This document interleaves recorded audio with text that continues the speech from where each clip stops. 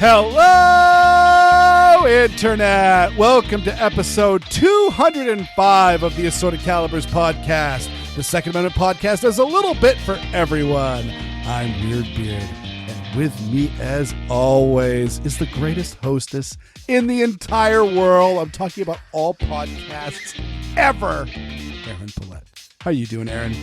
I am so much better than I was yesterday.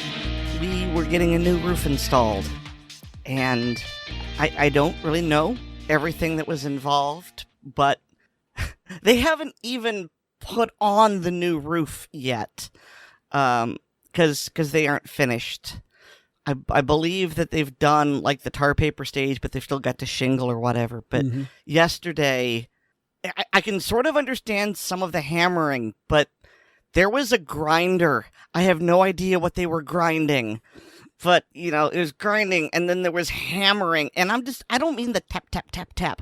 I mean the big, heavy, they were using friggin' mallets. I mean, it felt like a dead blow mallet right above my head. Just doom, doom, and, you know, the vibration, and, you know, I understand how sound torture works now. I really do, because...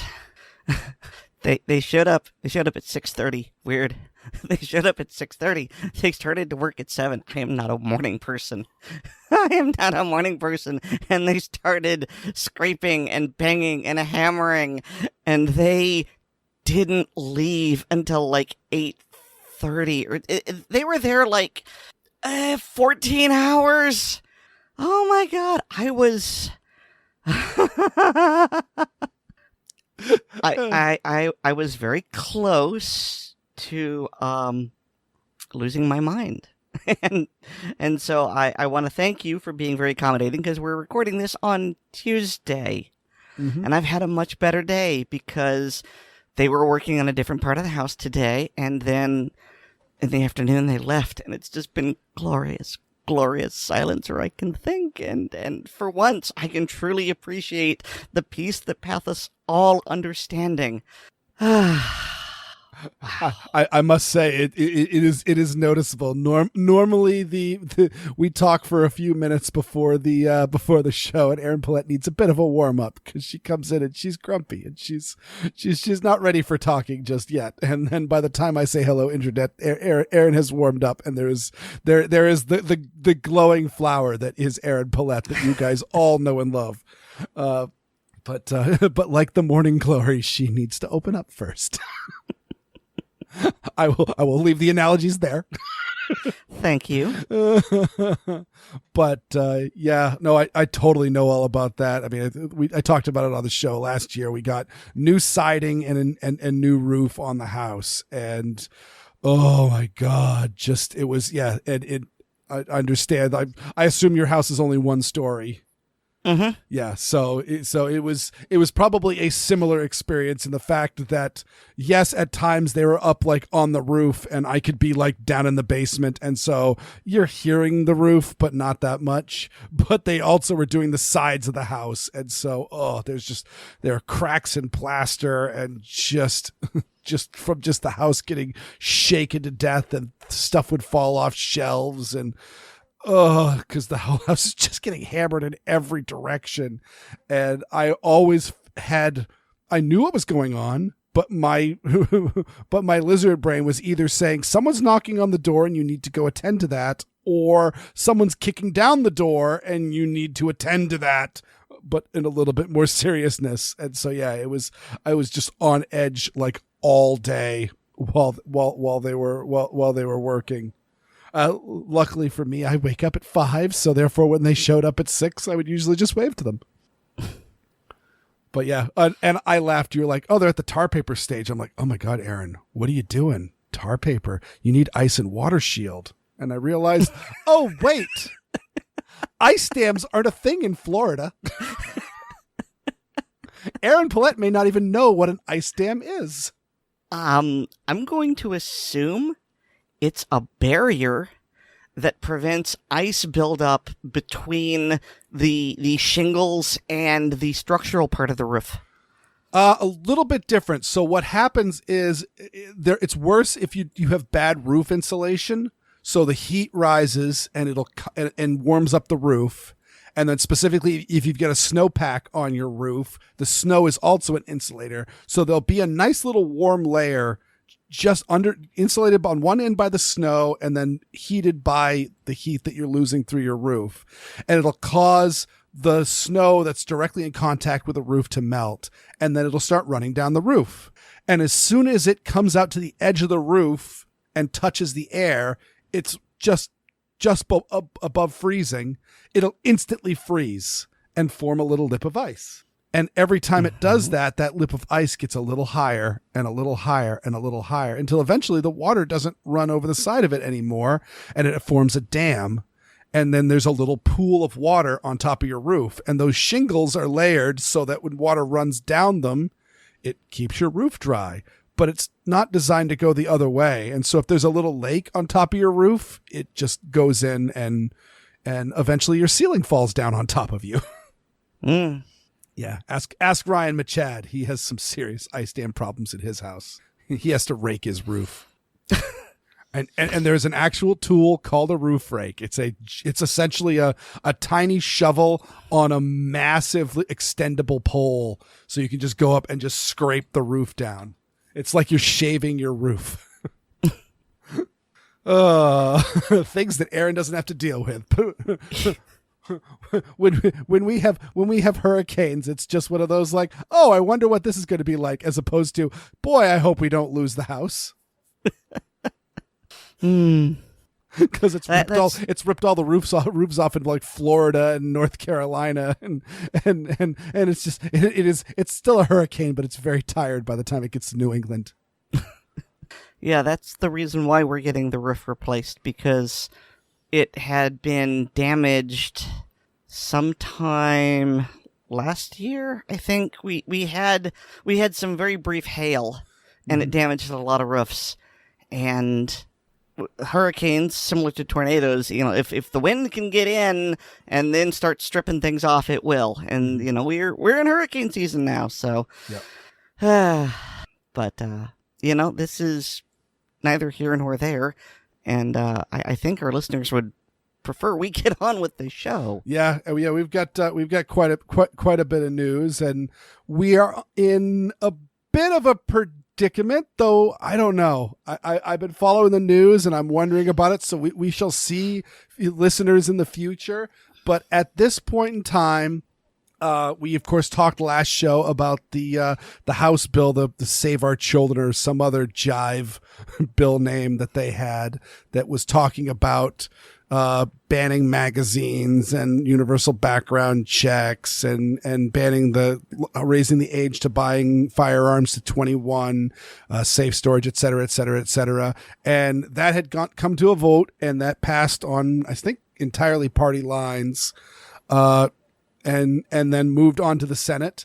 And as the Senate is wont to do, they essentially have thrown it in the garbage and have essentially are working on an entirely different bill that vaguely resembles the other one. Think Starship. But weird. Mm-hmm. But weird. I heard that the media is calling this a triumph, how it's a bipartisan bill where Republicans and Democrats are coming together. Why, even David Hogg said, I told you it would be different this time, winky face. Yeah, that's, I will have to say, I'm annoyed by everybody, because on one hand, all the anti-gunners are like patting themselves in the back and dislocating their shoulders and just, doing burnouts in the center field of the NASCAR arena. And it's just one of those, like, we don't have a bill number and we don't have text. What are you going at? What's happening here? And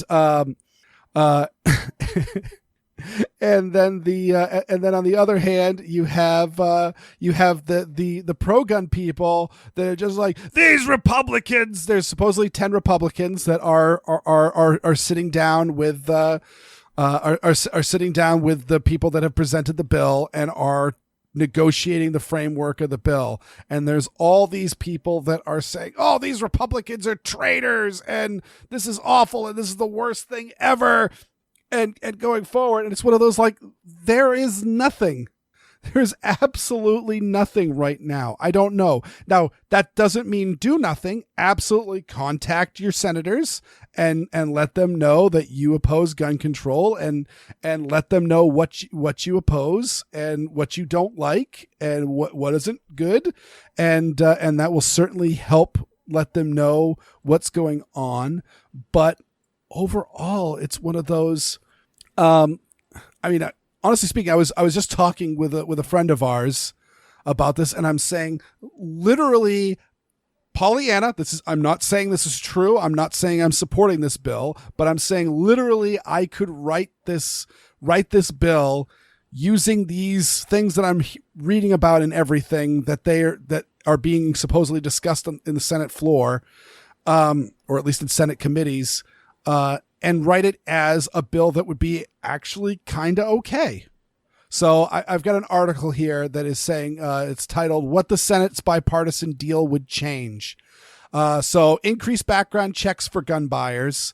And essentially what this is saying is, instead of it making it so that it's illegal to buy a centerfire rifle or shotgun, that's a semi-auto centerfire rifle or shotgun, if you are under the age of 21, it simply says that, yeah, once you're 18, you can buy a long gun, but until you turn 21, your juvenile record will be scrutinized as well. And I'm kind of having a hard time getting too upset about that. There's certainly some judicial statements about the fact that, if you're being tried as a minor and now you're an adult, and the court usually seals these records, and if it's a minor enough crime that you're being charged as a juvenile in your teen years, or and all that, it's generally pretty minor stuff. So there's certainly a potential for like a court challenge if this becomes law. But at the same time, it's only for those few years, and if you haven't done anything awful, then it's probably not too bad.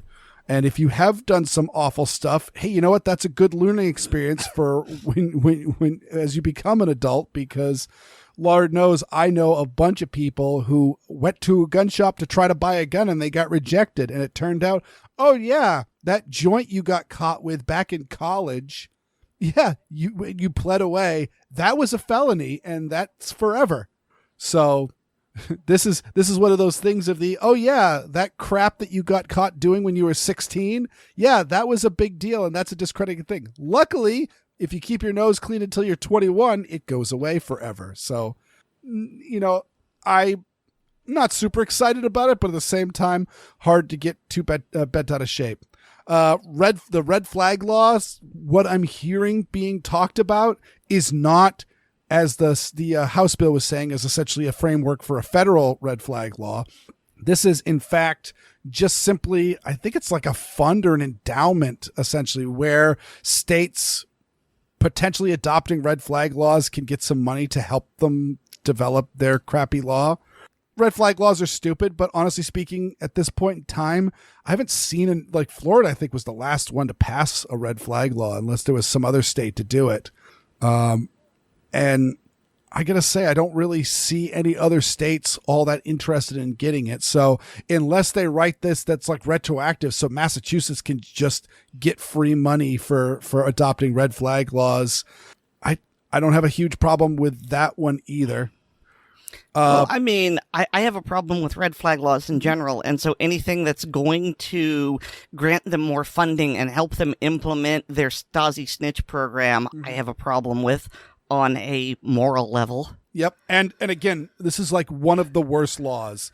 Of course, you've got we talk about the rife for abuse, and there's actually a new story about that's in the show notes.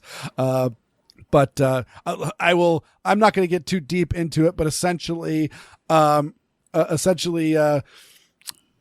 Shapiro got into a little bit of a debate with Eric Swallwell, or maybe he was talking. I wasn't really following it, but Ben Shapiro was expressing his political views, and Eric Swallwell, in expressing his difference to those views, essentially said, this is another reason why we need, well, actually, let me get the quote exactly. Eric Swallwell, please tell me this lunatic does not own a gun. Reason 1,578, America needs red flag laws. So essentially threatening red flag laws over political differences. And this is essentially, Ben Shapiro was talking about like school indoctrination of queer something or other. I don't even know. I'm trying to see if I see his original quote anywhere. I don't really want to, because I'm not the hugest Ben Shapiro fan, but either way, he was just essentially stating a peaceful opinion, and Eric Swalwell was saying, hey, let's go take all of his guns away. So it's rife for abuse, but at the same time, even in its best rate, someone's suicidal. They're a military vet, and they got PTSD, and they are suicidal, and they're having substance issues. So what's the solution? Send the cops to their house, have them either open the door or kick down the door, and go in and take all the guns and then leave. At no point in any of these does it have getting help to the person that is either a danger to themselves or others. It's the dumbest law ever. It makes no sense. Why don't you just give the person help, and then their guns just sit in their home doing nothing?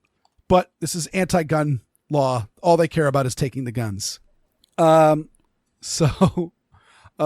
Moving on. So red flag laws are a totally bad move, but at the same time, this is not pushing red flag laws forward. It is being friendly to them. And I agree with you, Aaron. There's no reason for that, but I don't also see that as a sky is falling event.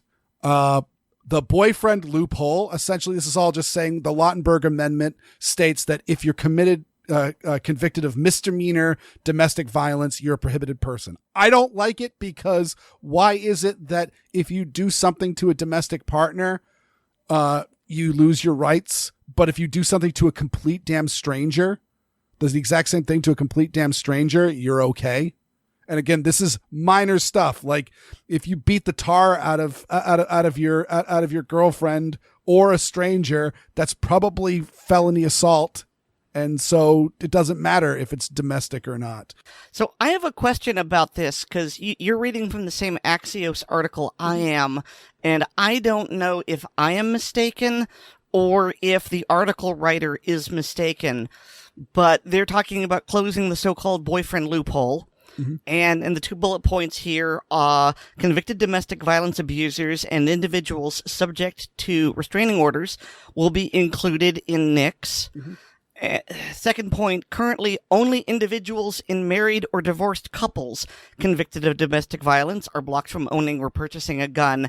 And that last part really rings my bullshit stuff meter, because I'm looking at the Lautenberg Amendment, and the Lautenberg Amendment bans the possession, ownership, and use by individuals convicted of misdemeanor crime of domestic violence. Now, unless there's something lurking in there about domestic violence, it seems like this law is already on the books. So I believe everything that I have read on this is that it is domestic violence if it is against a wife or common law wife. I believe that works as if you have been together long enough to be considered common law, that works. Or your children, that is domestic violence per the Lautenberg Amendment. But if you are just dating somebody, and you beat the hell out of them,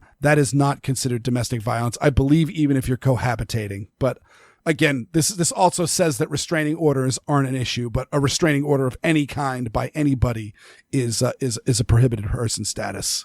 So yeah, the author of this was not amazing. But either way, I don't like the Lautenberg Amendment, because again, we're talking about misdemeanors here. We're talking about minor convictions. And so this domestic distinction really doesn't make me feel any better. And again, people start thinking about, well, what about these guys that are really just beating the tar out of their wife and kids and all that? Well, if they're beating the tar out of them, enough, like the guy that shot up the Sutherland Springs church in Texas, he had fractured his child's skull, or it might have been his girlfriend's child. I don't know if it was his biological child, but he had fractured the skull of an infant. And yeah, that's one of those like that. Who cares if it's domestic violence or not? That's attempted murder. And so, yeah, that's a felony. He should have gone to prison for it. And certainly the Air Force should have reported it, which they did not. Hence why he was able to pass a background check. Clearly these adding new laws is going to solve the problems that the enforcement issues that we already don't have. But moving on. This next part is actually the only part that I like, where they talk about mental health support and school safety resources. Mm-hmm. I totally agree with you. Yep. Do you want to cover that? No, go ahead. I know you want to talk. Yeah, the legislation, major investments to increase mental health and suicide prevention programs, and also bolster school safety, including school violence prevention efforts and training personnel and students. Essentially, helping add more security to our schools and more resources for people who are going through mental health crisis. I love it. Like, I'm all for it. We need more of it. I don't necessarily know. Well, the school security thing would probably help a little bit, though. Again, what we've learned from the Texas one is literally just locking a door. Like, you don't even need like a man trap or any of these like, heavy security issues. Like, literally just lock the damn door. And that probably would have been enough to keep this tragedy from happening. Supposedly the teacher attempted to lock the door, but it didn't latch properly. But who knows? There's so much garbage going on in there, and there's a whole lot of CYA. But yeah, a little bit of extra security in the schools would certainly help. The mental health factor, I'm skeptical that will help against spree shooters, but it'll certainly help everybody, and I'm fine with people getting help, because there's major problems with mental health and crisis management in this country right now, and any little bit will help. And this last bit, this is one of those devils in the detail. Federally licensed firearms dealer and straw purchasing. But weird, straw purchasing is already illegal. It is. So is this going to make it illegal-er? I mean, not only is it illegal, but it's also illegal and nobody does anything about it. So Hunter Biden. Yeah, exactly. Oh, yeah. Interestingly enough, I don't know if you saw it, they're calling it the naked gun. There is supposedly there's a picture that was found on Hunter's laptop of him waving a gun around. It looks like a Beretta PX4. And he is nude while he is doing it, as he is in most of those pictures. Of course he is. Yeah, of course he is. Exactly. But the interesting thing about it is that the account of the gun that he purchased and lied on his 4473 about being a drug addict, and then his sister-in-law / girlfriend at the time. Oh boy, that Biden family. Wait. I'm sorry. His sister-in-law and his girlfriend simultaneously? Yes, it was in fact after his brother's death, but he began a intimate relationship with his brother's widow. Yes. And they got into a large fight, and she took this gun that was described as a Smith & Wesson 38 Special and threw it away in a trash can that was across the street and in the federal gun-free school zone of a school. So not only did she improperly dispose of a firearm in a way that could be easily accessed by anybody, but also did it in a school zone. So yeah, and there have been 0 charges done for this. So again, this is really good. This is speaking of I'm just going to be over here holding my breath until charges are filed. Yeah. That was brought up during the during the Chipman hearing, talking about the ATF, and they were just saying, no, we're not going to deal with ongoing investigations. Yeah. There's no ongoing investigation. But yeah, they're talking about bolstering the penalties for straw purchases, which I've got no problem with. I mean, as far as that goes, though, again, be nice if we had some better definitions of what a straw purchaser is, because I have certainly read cases where a person who can legally own a gun bought a gun for another person who could legally own a gun, and there were legal penalties for that. And I see that no different as, hey, I'm going to swing by the liquor store and I'm going to pick up a bottle of gin for me. And, hey, Erin Paulette's going to be over later. I'll pick up a bottle of rum for her. It would be bad if I was picking it up for 17-year-old Erin Paulette. Here, little girl, enjoy some liquor. But in this case, it would be buying alcohol for another adult. What's the problem? Buying a firearm for another person who can legally own a firearm. How is that a straw purchase? How is that a problem? There's letter of the law and spirit of the law. The spirit of the law is we don't want people buying guns who can legally buy guns, buying guns for people who can't legally buy guns. But that's not really how it's enforced. But either way, that could be good if they actually do clarify things, but I don't know. But it's far more likely they're going to add on penalties to laws they haven't been enforcing and won't enforce. Yeah, and will only enforce. Again, we talk about Hunter Biden not facing any penalties, but if somebody that is say a political activist has gets a gun as a Christmas present, well then they might descend on that person for straw purchasing. Mm-hmm. But yeah, or gives a gun to a family member as a present. They could call that a straw purchase. But the interesting thing is that they wanted to clarify the definition of a federally licensed dealer. That essentially. Well, by clarify, I think we both believe they mean restrict, because they're trying to cut down the number of FFLs in the country. I mean, that's certainly been happening. The Biden ATF has been pulling FFL licenses on clerical errors. There's been several stories on that. We should actually put one of those in the show notes. And we had a segment on it not too long ago. Oh, that's true. There was one instance where, the ATF had made the error and they tried to strip the license from the person, and they had to bring a lawyer in to prove, no, guys, you screwed it up. Mm-hmm. Yeah, that was Benjamin Blatt, correct. We've certainly seen that, and of course, also Bill Clinton did the exact same thing when he had the ATF reject anybody whose FFL was in a residential neighborhood. So the kitchen table gun dealers got shut down. But in this case, I believe it's trying to declare a hard line of where buying and selling firearms over a certain number would be considered doing business.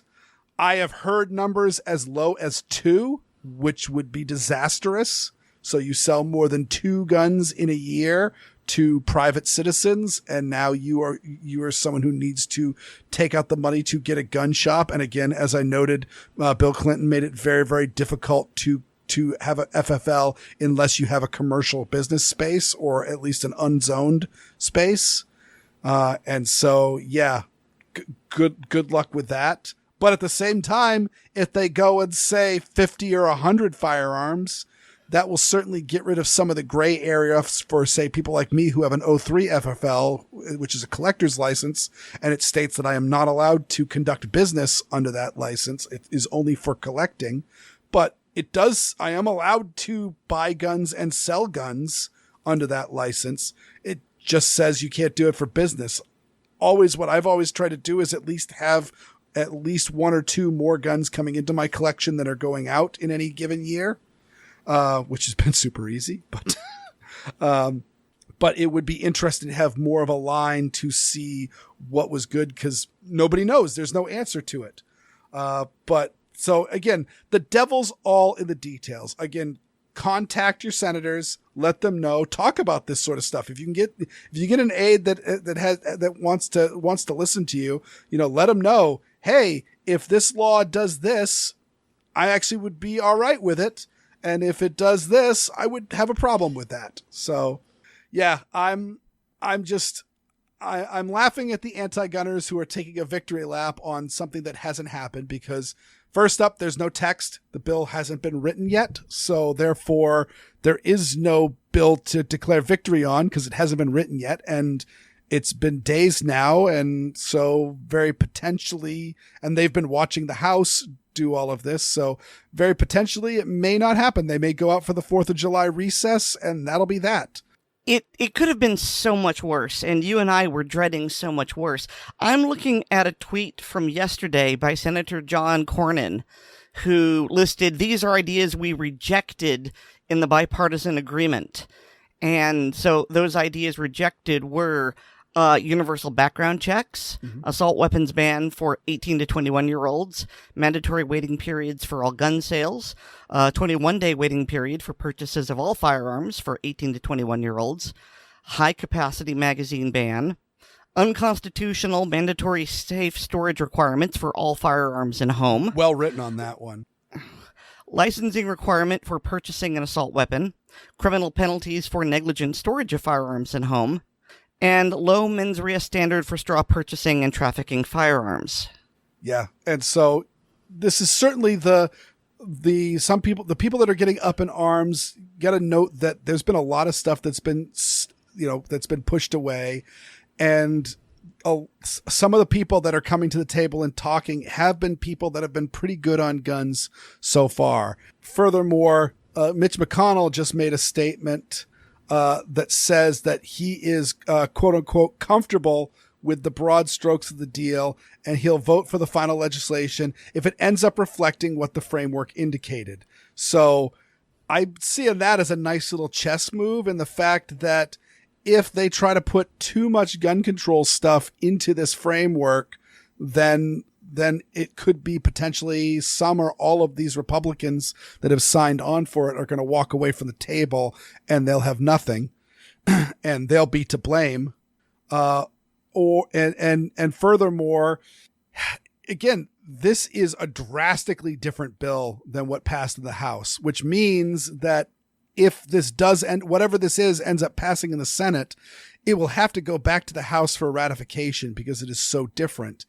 And because of that, it could cause a bunch of anti-gun people within the House to actually not stand up for it, especially if it turns out to have some stuff that is favorable for gun owners.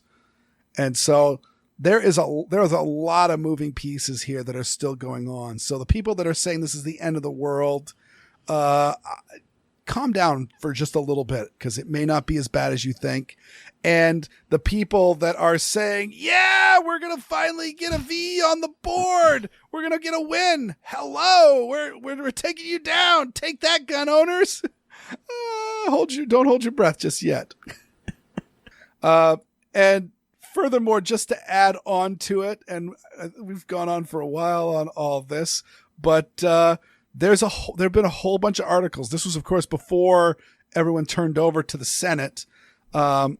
But let's see. Yeah, the Trace has an article that I just thought is great. It's just such a lamentation. Gun reforms are popular. Why don't our laws reflect that? Well, first up, if the study that you're citing says that gun reforms are popular, you might be looking at a bad study, because it's certainly every time it comes up to a vote, and I believe they talk about the referendum vote. So it's not only when it's a vote by, senators and representatives in the legislature, but also when it's put up as a referendum where it's a direct vote of the people. Yeah, gun control doesn't do well. It sometimes passes, it sometimes doesn't, but it's always by a narrow margin. The thing that made me laugh, and not in a good way, it's about halfway down, there's a section called Realities of the Senate, and you can just hear the crying of the deep urban blue author who says, the U.S. Senate has often been the graveyard for politically popular policies, such as for gun policy. That's in part because the upper chamber's design of 2 senators per state, which means that less populated rural states that tend to be more conservative are overrepresented. Oh my God. It's almost as if the founders of the Constitution foresaw this, and they decided not to let the dense cities of the coast dictate policy for everyone else. This is a republic, and not a democracy. But this writer apparently doesn't know that, or maybe knows it and really wants it to be mob rule. I don't really have any further point to make here. It's just things aren't going my way. We want big cities and mob rule to rule everything. We don't want actual representation for everyone. That's what I got from this. Yeah, and that's one of those things that I've developed an opinion on over the years. Is when I was like young and learning like in social studies class about the Electoral College, it was all like one of those like, oh, that's a really outdated system for back in the time when the ballots needed to be counted by hand and then the information was carried by horseback, to the Capitol, and we really don't need that anymore. But then I realized, most of our population is clustered on the coasts. Well, does that mean that the whole middle of the country is insignificant? Because it isn't. Just because a state like Wyoming has an alarmingly low population, or a state like Alaska has a very, very, very low population, does not mean that those states are insignificant. Wyoming is filled with farms.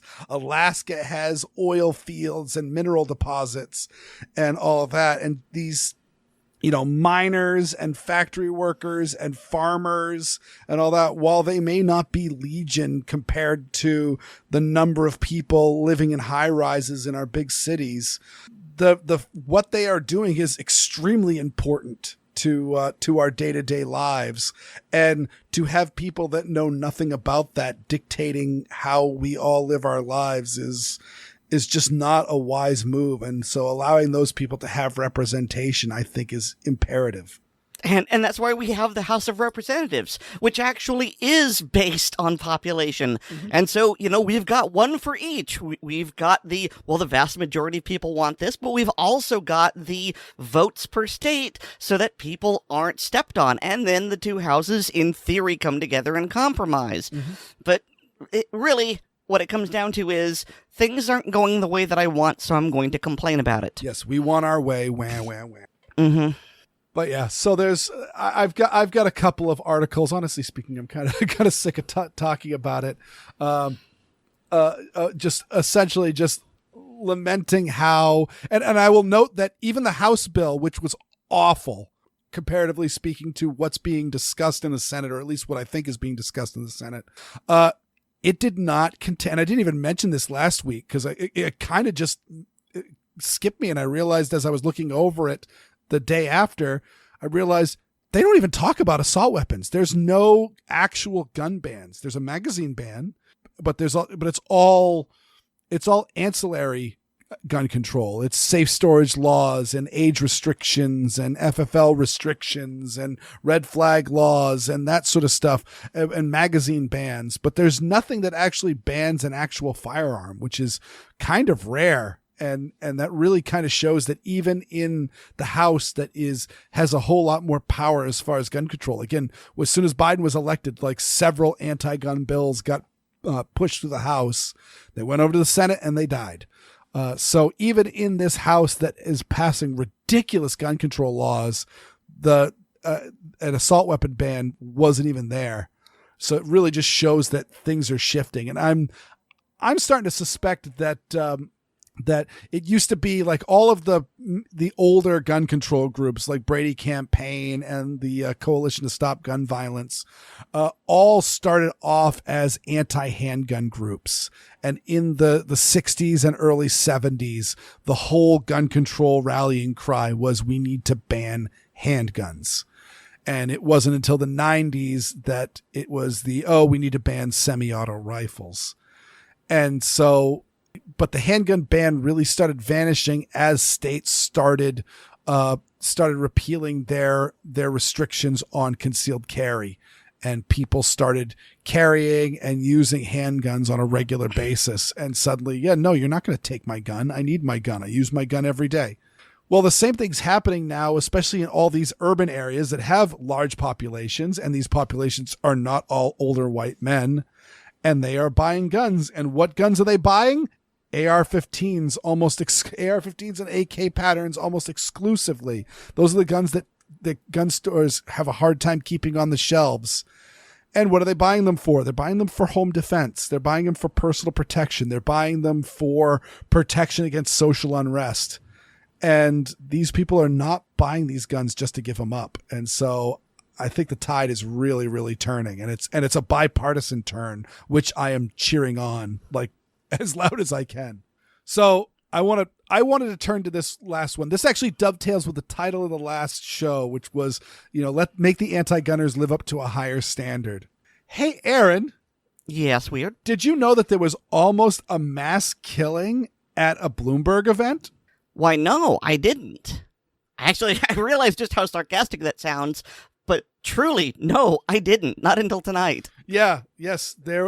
So March for Our Lives, which is another one of the groups under the Everytown umbrella, was having a rally outside of the Capitol in favor of these various gun control bills that are being talked about. And some crank came out of the crowd. It was... all the videos that I'm seeing, it was not a hugely attended group. They got a decent number of people, but at the same time, they were not shoulder to shoulder. It did not look like Woodstock. But some crank jumped up on stage and essentially was saying, we need to take all the guns. Stop being so reasonable. And he really wasn't making a whole lot of sense. I'm sure he's someone who would probably benefit from some of this mental health framework that's being discussed in the Senate right now. But his talk about guns and his manic voice got some people to think that maybe he was planning some violence. According to one of these tweets, somebody thought he said gunshot, like he had heard a gunshot, that someone was shooting and that people needed to run. Yes. And of course, also, this goes further to say that anti-gunners have zero experience with firearms, to note that, hey, you're in a poorly attended public event. I think you might notice a gunshot. I'm just saying. But yeah, they panic and they start charging, and people are jumping over the little, crowd fences and things like that. And the first thing I could think about was, oh my God, if there had either been more people or higher fences, this would have been a major problem. And one thing that doesn't get talked a lot about is several of the people that died in the Las Vegas shooting were not from gunshot wounds, but from being trampled or crushed by the crowd of people trying to get to cover when this lunatic started firing on them. This is a well-known phenomenon. It's called crowd crush. And I talked about it pretty extensively back in 2017, literally about a week or so after the Las Vegas shooting happened. And I'm going to drop a link because I really think people should know about it. The point about crowd crush is that the critical number that you need to know is 5 people per square yard. And so because you can't sit there and count, here's how you know. And so at 4 people per square yard, you feel crowded, but you still have the ability to turn around. You've got movement. And so it's uncomfortable, but you're safe. At 5 people per square yard, you are unable to turn around. And this is the danger point, because when the crowd decides to act, it acts like a fluid and shockwaves ripple through it. So you're no longer part of the crowd. You are the crowd, and you go where it goes. And then at a higher density, at 6 people or more, your life is in danger, basically from 2 effects: crowd collapse and crowd crush. And I'm not going to go into the details on that because I really want you to read this article, but the short version is that the crowd acts like a wave, and just as a wave crashes against the shore, this human wave is going to crash against obstacles, and people can be crushed to death, either from falling and being trampled, or just pressure against an object like a fence.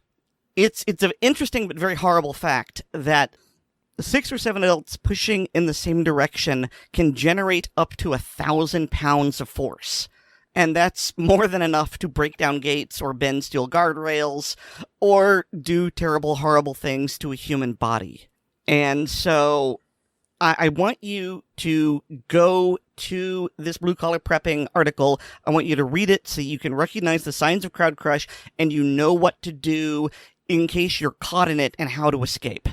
And so, yeah, if this was something like the Women's March that was as popular as the Bloomberg Group's Think Gun Control is, this could have very well resulted in enough deaths to be considered a mass killing per the FBI standards. And I've obviously got a link in show notes of like a bunch of concert disasters where people were packed in and something happened. And a whole bunch of them in the United States. Some of them are actually fairly recently where a whole bunch of people died because, they were crowded in. And something bad happened, like the Station nightclub fire, and I believe that was Rhode Island, where a whole bunch of people were killed when a fire broke out inside there, and the place was overloaded, and they all died. Let's see, 100 people died in Warwick, Rhode Island, and this was in 2003.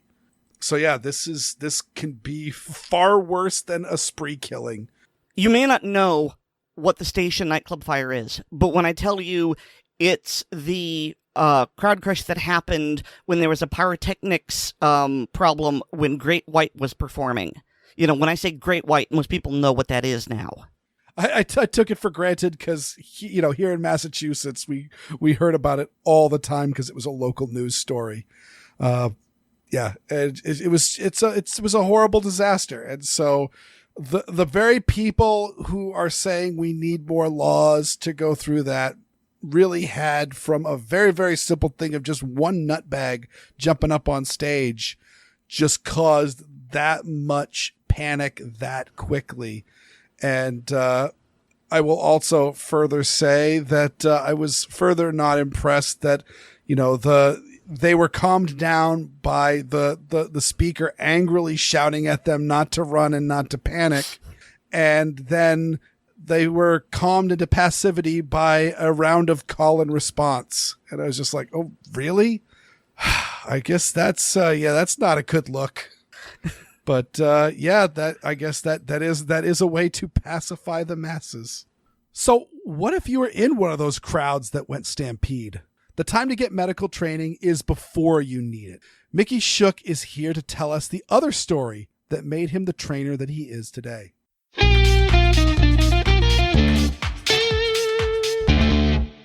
Well, I am pleased to welcome back to the Assorted Calibers podcast, Mickey Schuch, and you are, of course, of Carry Trainer and the Higher Line podcast, and we talked about a little earlier about what Carry Trainer, what you do there, and you talked about a lot of medical training.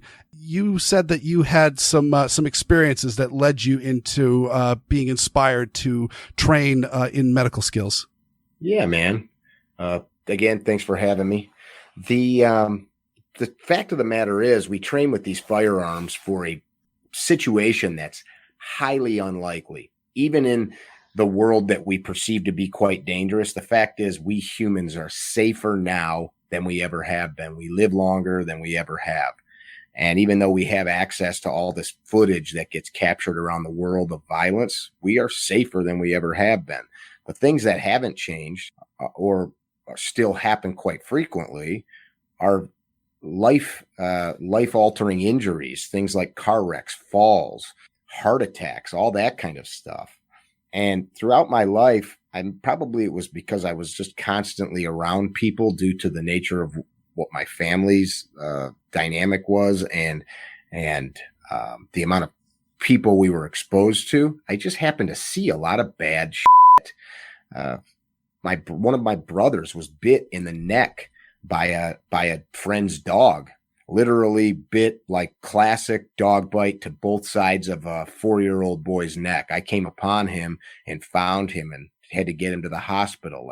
And of course, there's not a lot you're going to do when you've got multiple puncture wounds in and around carotid arteries to a little person. We're not vascular surgeons, but feeling helpless is horrible. The story that comes to mind, though, I was about 17 years old on a lake on the back of a jet ski, teaching a friend's daughter how to ride a jet ski wave runner kind of a machine. And it was a busy Memorial Day weekend. We're coming up on Memorial Day now, so it's fitting that I'm thinking back on it. And as I'm explaining to her the controls, we're sitting on this quiet area of the lake. There's a bunch of other jet skiers, people that have rented these things, having fun, enjoying, and all the summer sounds are going on. We watched two machines head-on collide into each other, I would guess 30 to 40 miles an hour, and each of those machines had two people on them. So there's this big pile up of bodies and machine out in the middle of this lake. We were maybe 50 yards away from this, so I reached past her, grabbed the handlebars, and we motored over to this accident. By the time we got there, 3 people were unconscious in the water, face down. So I jumped in the water, and I remember screaming to the man that the rental place had a boat out there, and that boat had a couple of quote unquote lifeguards that were out there to make sure that all the people renting these machines were safe. And this is a big lake, but he was maybe 100 yards away. He couldn't hear me, especially over the sound of the all the other boats and machines and people screaming and stuff. But I remember one of these people, I'm turning them over, trying to get them face up in the water, and I'm holding 3 of them as I'm treading water, and they all had life preservers on. So I'm not painting some picture like I'm like holding them up. They all had life preservers on, but I'm trying to rotate them. And the one of them, I remember their throat was completely lacerated, like ear to ear. And I'm looking at blood bubbling up through their open trachea. And it was surreal. I knew this person is either dying or dead, and there's nothing I can do out here in this lake. One of the people, a male that had climbed back out of the water, jumped on the machine, and these are his friends and family. It was 2 couples, was completely out of his mind in the black. I don't know if he had head trauma, but what was happening in front of him, he couldn't accept. And I'm yelling at him, help me, get these people out of the water, help me. And he just wouldn't listen. Finally, the people in the safety boat recognize what's happening, and they come motoring over. And I quickly realized they didn't have any training. They didn't know what to do. And I'm telling them, let's get them in your boat. Let's get them in your boat. Let's get them in your boat. So I jumped into their boat, and the 3 of us pulled these people in by their vests. And one of them is already completely blue. She's not breathing. Life's not good for her. And I said, use your radio. We're like a half a mile, quarter mile maybe from shore. I'm like, use your radio. Call the sheriff's office, who has a station right here. He doesn't know how to use the radio. The radio doesn't work. This is long before cell phones were as prolific as they are. This is probably the late 90s. So I get all these people into the boat, and I'm like, let's go in. And they're not thinking. So I jumped back on my jet ski, and I drove in as fast as I could. And I got yelled at by the sheriff's office who's in there because I'm in a no wake zone, and I'm explaining to them, we've got this accident out there.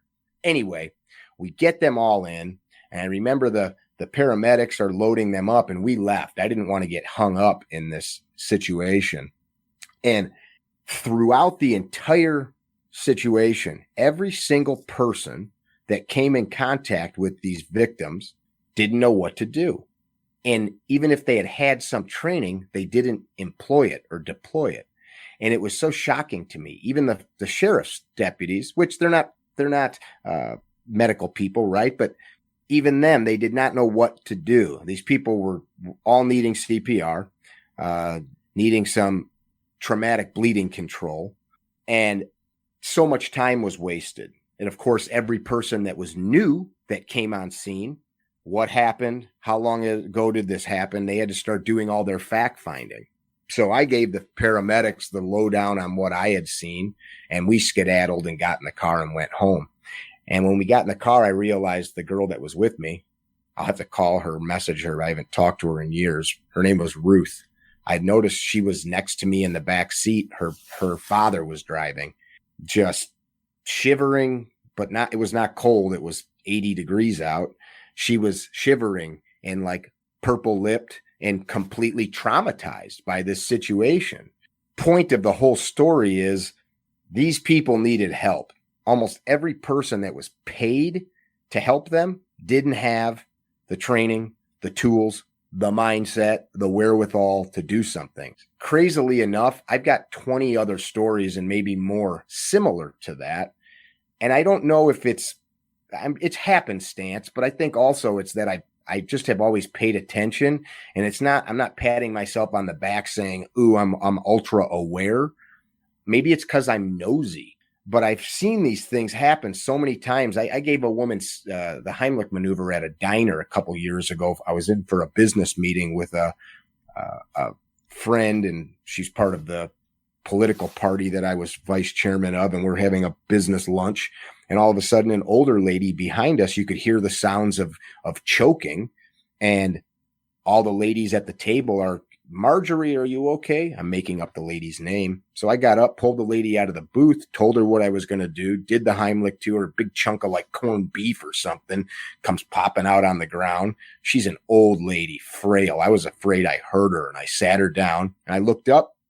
The whole diner, a full diner, is completely quiet. Everybody's staring. And I had told the gal that was the waitress, call 911. She's just standing there staring. And I'm like, hey, did you call? She's still staring. Call. Because now I don't know what else is going on with this lady. I'm not a doctor, but a minute ago she wasn't breathing. So let's have the paramedics come check her out. So often that we assume that people will help. We assume that people know how to help. We assume that people are willing to help. And what I have found so many times in life is not only are people not willing, but they don't know what to do. And I think we all have friends. I've got a good friend. His name's Dan. He's an awesome guy. He's been a firefighter for years. Dan has saved people's lives many times while at a baseball game. Somebody had a heart attack. He broke into the school, got the AED, and saved some guy's life. He's done things like that because he has the know-how and he's willing to act. So I think this ability to have some basic medical training, have CPR training that is done frequently, quarterly, I think is excellent. Know how to control traumatic bleeding, know how to stabilize somebody, not just like tape them to a backboard, but understand what it means to keep a person stable, and then understand what being a good witness of all of this is, so that when fire, EMS, emergency room people get involved, they are getting the best information possible to give the victim or injured person the best probability of success, because all of those people, especially if somebody's unconscious, have to guess what was the mode of injury, what happened, how long ago did it happen, et cetera, et cetera. So I think this was valuable to talk about because we think about it and then we don't do it. You can go to the community college in most of your towns and take, it used to be called the first responder program. Now it's called the EMR, emergency responder. And it's a short course that you learn CPR, you learn basic control of a scene to be safe, how to communicate. And it's an excellent course that's done across the country. Firemen do it from time to time if they're not medical people, if they're just fire related. Police officers do it. People from FEMA do it. People from the train yards do it. But I think that's a great investment of people's time and resources. Yeah, no, it's absolutely agree. I mean, it just gets me thinking about the number of people that I know that have rolled up on traumatic injuries from things like automobile accidents, common household accidents, and things like that. But yet the number of people that I know that have actually had to deploy and use a firearm in a deadly force situation, it's 100 to 1. And so, yeah, no, that's a absolutely great mindset and sobering thing to think about. I think it's probably 10,000 to 1, maybe even 1 billion to 1. It could be. Of course, we roll in Second Amendment circles, so we tend to seek each other out. So our numbers are skewed. Yeah, that's true. But thank you so much for coming on the podcast, and of course, links to all your endeavors are in the show notes. Mickey Schuch, you're of course with Carrie Trainer and the Higher Line podcast. Thank you.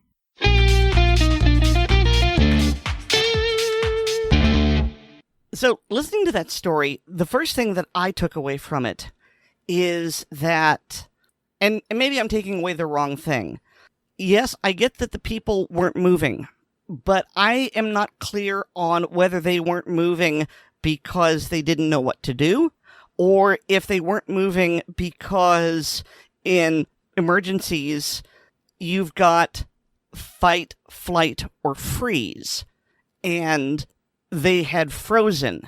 Now, clearly in a situation such as an old lady choking, fight is not appropriate, but it's action. And so when you are trained, how do you fight someone choking? Well, you perform a Heimlich maneuver.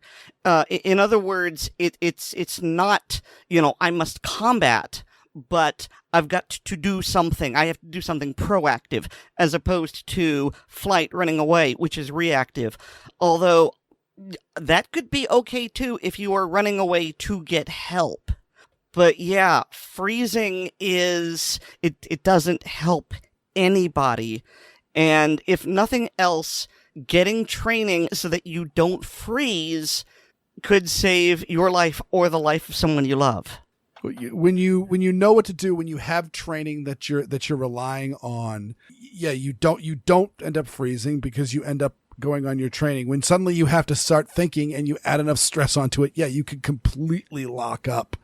And that could do nobody any favors. And as I said, the time to get medical training is before you need it, because when you need it, you're not going to be able to learn. Well, I mean, any sort of emergency training, really. Mm-hmm. Such as learning how to shoot defensively. Yes, absolutely. Actually, it was one interesting thing. I was actually talking to somebody about cars, and I was mentioning the fact that one interesting aspect is doing jerk teenage boy things with your vehicle is, one of the things that teenage boys are wont to do, and there are ladies that do this as well. But I have encountered far more ladies that were not amused by what I was doing. On the hey, we're in New England. It just snowed. The plows haven't come out yet. These parking lots are covered with snow. Let's do donuts.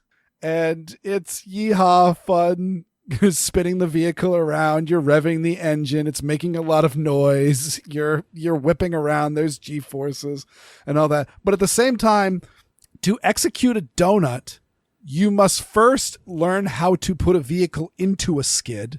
And then to keep you from wrecking your vehicle, you need to learn how to correct out of the skid. And that teaches you exactly what you need to know when you're driving on snowy or slippery roads, because hey, I'm making a turn on this slippery road. I maybe shouldn't give it way too much gas and accelerate through the curve, because that will get me to go into a skid.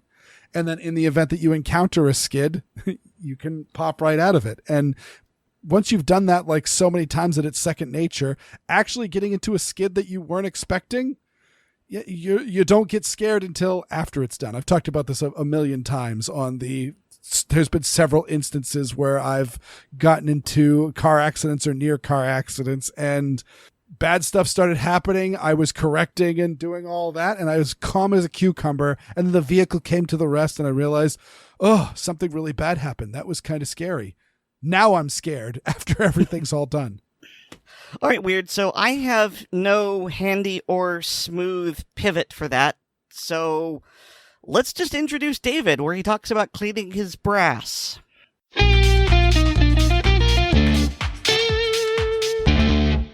Hi, and welcome to Gun Lovers and Other Strangers. In this segment, I'd like to go over some of the tools and accessories that can help produce clean brass for use in reloading.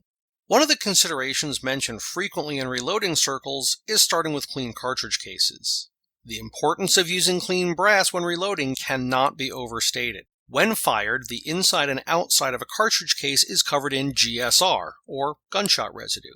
That's stuff we hear about on police procedural TV shows. Gunshot residue is primarily the result of incomplete combustion of smokeless powder, possibly combined with any lubricant used on the bullet or in the bore of the gun, as well as other contaminants. If fired in a semi-automatic firearm, the case will also pick up grit and debris from landing on the ground. All of these contaminants are much more likely to cause scratches inside the reloading dies, as well as increasing the chance of getting a case stuck, particularly in the sizing die. This means the cases need to be cleaned and cleaned thoroughly. Luckily, there are several options to achieve this goal. The most common type of brass cleaning equipment is a traditional vibratory case cleaner. These are sold either on their own or as part of a kit that includes the case cleaner and a media separator. The package may also come with a sample of brass polish and some cleaning media. An even simpler media sifter, basically a plastic colander, is also available separately. This type of brass cleaner is made up of a bowl that contains the cleaning media and the brass on top and an off-balance electric motor underneath. In operation, the motor generates vibrations which propagate through the bowl, causing friction between the media and the brass, scrubbing off dirt and debris. For use with this device, there are two types of media available, corncob and crushed walnut hull. Corncob media is softer and generally less expensive. While it doesn't clean as efficiently as crushed walnut hull, it does usually produce shinier brass. Even though the price for corncob media is fairly reasonable, blast media is basically the same thing and can be found for an even lower cost, especially in bulk. The alternative media is crushed walnut hull. It's more aggressive in cleaning, but doesn't generate as shiny a finish on the brass.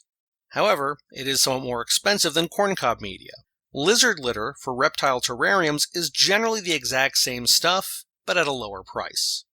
Brass polish can be added to either type of media if shinier cases are desired.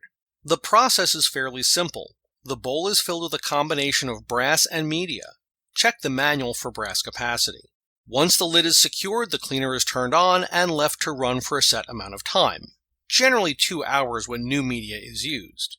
As the corncob or walnut hull load up with gunk, cleaning takes longer until eventually the media needs to get replaced.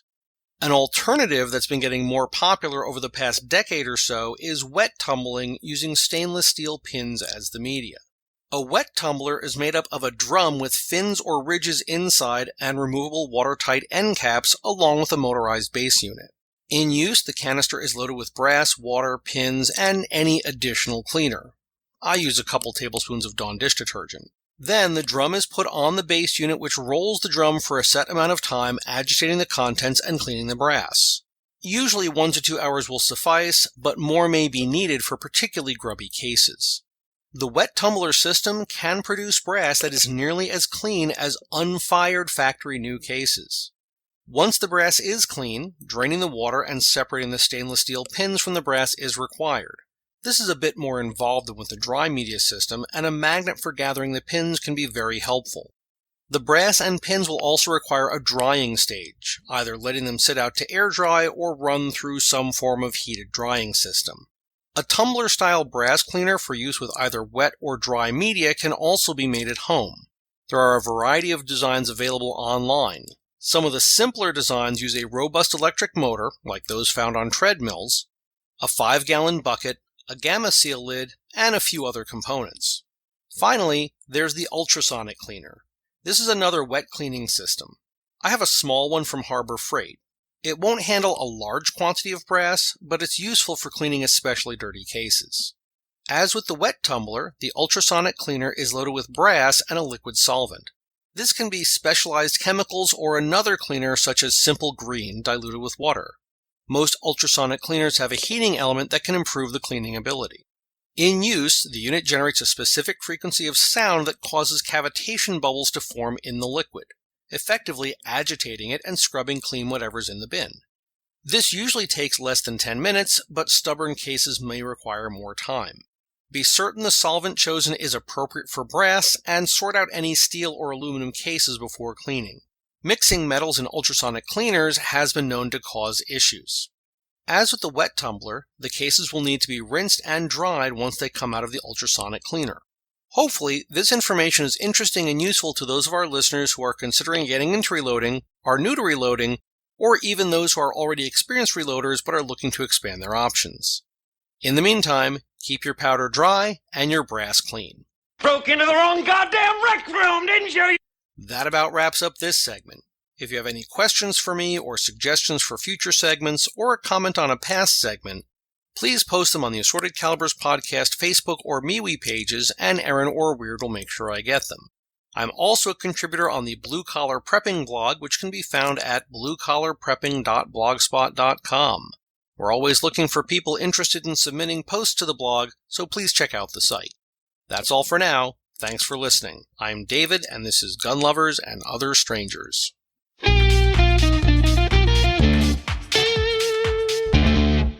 I won't lie, Aaron. I have never cleaned my brass between reloadings. So long... You don't wipe your brass? Oh my God. I mean, well played. I walked right into that one. I do wipe it down if it's got dirt or all of that on it. I'll clean that off and get any little surface fouling off, just so I can see the signs of case fatigue.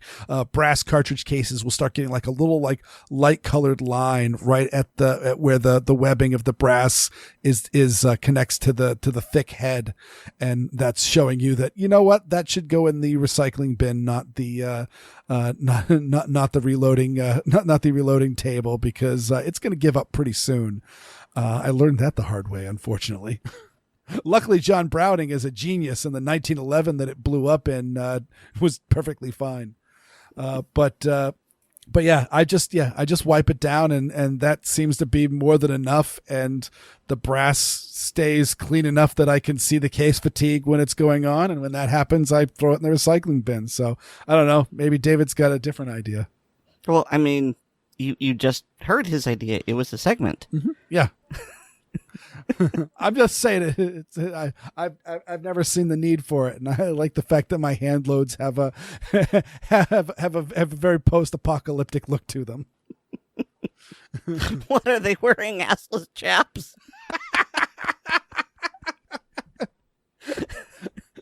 Somebody needs to market that. Just walk away. I'll give you safe passage in the wastelands. The cartridges say again, "You've made me slip my dogs of war."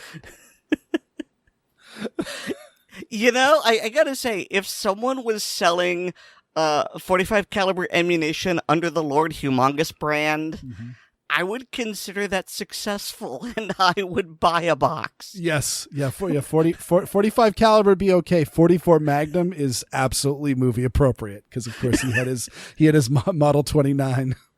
But my joke was that, you know, his name is Lord Humongous, and they are pretty big caliber. Yes. Yep. So, I mean, 44 is pretty gigantic too. But weird, it's one less than 45. Clearly, that means it's smaller, right? Yes. Oh no, the gun geek in me comes out as actually it's two less because it's 42.9.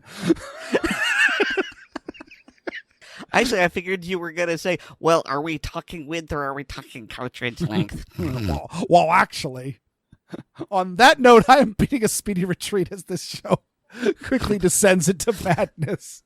Oh, is that what you're calling it these days? I was about to say, you know who's not mad? Our listeners. But you know what? Come to think of it, I'm not sure.